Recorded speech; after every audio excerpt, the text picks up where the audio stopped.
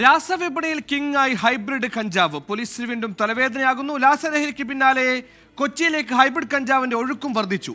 കഴിഞ്ഞ ഒരു മാസത്തിനിടയിൽ 10 കോടി രൂപയുടെ ഹൈബ്രിഡ് കഞ്ചാവാണ് നെടുമ്പാശ്ശേരി വിമാനത്താവളത്തിൽ പിടികൂടിയത്.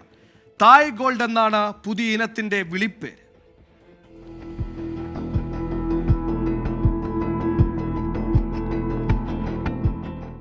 MDMA, സ്റ്റാമ്പ്, ടാബ്, നാടൻ കഞ്ചാവ് ഇവയേക്കാൾ സെലിബ്രിറ്റി സ്റ്റാറ്റസ് കൂടുതലാണ് ഹൈബ്രിഡ് കഞ്ചാവിന്. പ്രത്യേക അന്തരീക്ഷ ഊഷ്മാവ് നിലനിർത്തി നിശ്ചിത സമയത്തിനുള്ളിൽ വിളവെടുക്കുന്നതാണ് ഹൈബ്രിഡ് കഞ്ചാവ്. മാരക ലഹരിശേഷിയുള്ളവ. വില കോടികളാണ്. തായ്ലൻഡിലെ ബാങ്കോക്കാണ് പ്രധാനപ്പെട്ട ഉൽപാദന കേന്ദ്രം.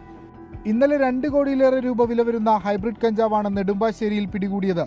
സംഭവത്തിൽ കോഴിക്കോട് സ്വദേശി ഫവാസിനെ കൊച്ചി കസ്റ്റംസ് അറസ്റ്റ് ചെയ്തു. 2 ആഴ്ച മുമ്പ് 7.74 കോടി രൂപയുടെ ഹൈബ്രിഡ് കഞ്ചാവും നെടുമ്പാശ്ശേരിയിൽ പിടികൂടിയിരുന്നു. കഞ്ചാവ് കടത്തിക്കൊണ്ടുവന്ന 3 യാത്രക്കാരെ കസ്റ്റംസ് അറസ്റ്റ് ചെയ്തു.